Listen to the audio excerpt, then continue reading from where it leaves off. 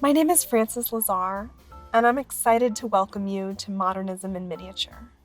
This thematic exhibition spans German Expressionism to American pop and explores the role of scale in 20th century art. The exhibition began with a question. Was the impulse to create large work really the defining paradigm of 20th century art? Enormous paintings and heroic statements by American artists at mid-century certainly established that expectation. Yet even a cursory glance through the Norton Simon Museum's collection revealed a different story. Modernism in Miniature presents a selection of small-scale works of art and is a challenge to the prevailing equivalence between ambition and immensity. The exhibition begins at the start of the 20th century. On this small shelf sit 3 carved toy figurines, 2 by German-American painter Lyonel Feininger, and 1 by Feininger's son, T. Lux Feininger, which he carved as a child under the guidance of his father.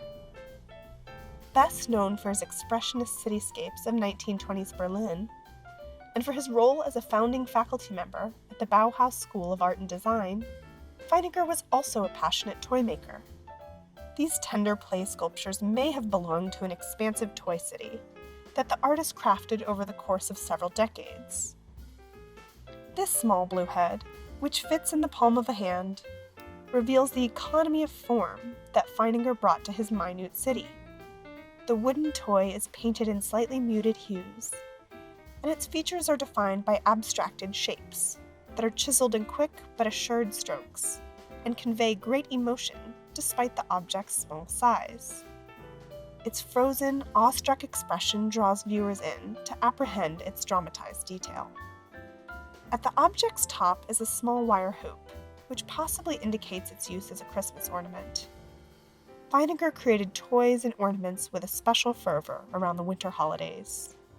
In a letter, Feininger reflected on the emotional potency of his small objects, writing, "Monumentality is not attained by making things larger. How childish! In the size of a postage stamp, one can represent something gigantic."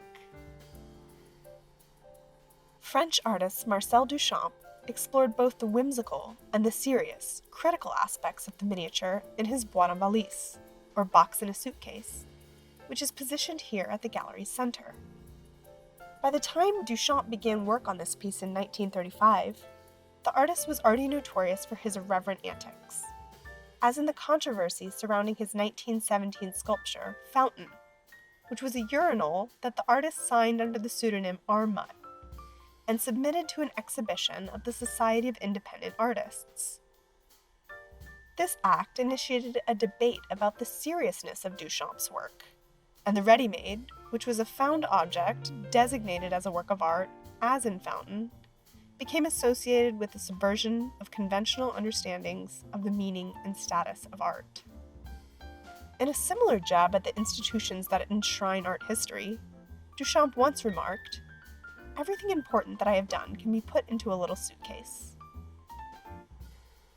The artist brought this notion to life in his boîte en valise, a small, portable museum that features 68 miniaturized reproductions of his famed works, including Fountain and other ready-mades, paintings, and works on paper.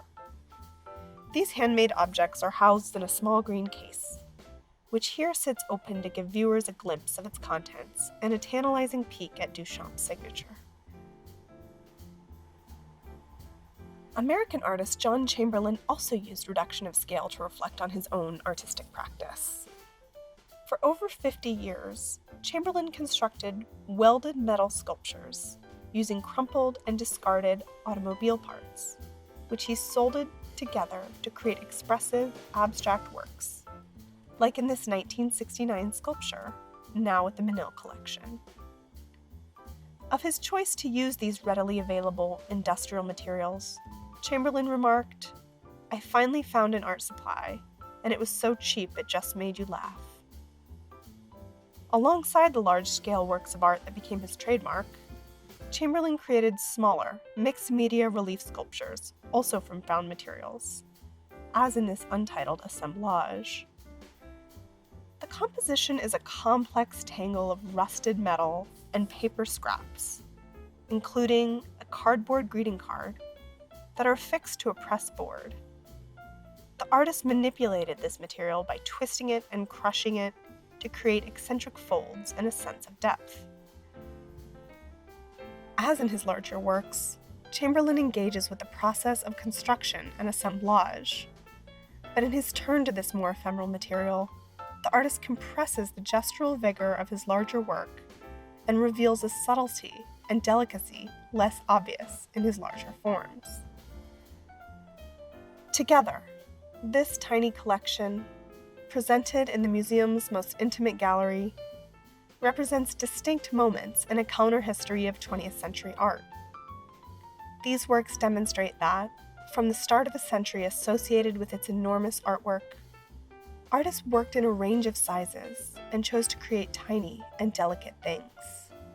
Against the demands imposed by increasing monumentality, theirs was a tradition of whimsy, play, and intimacy at the heart of modernism.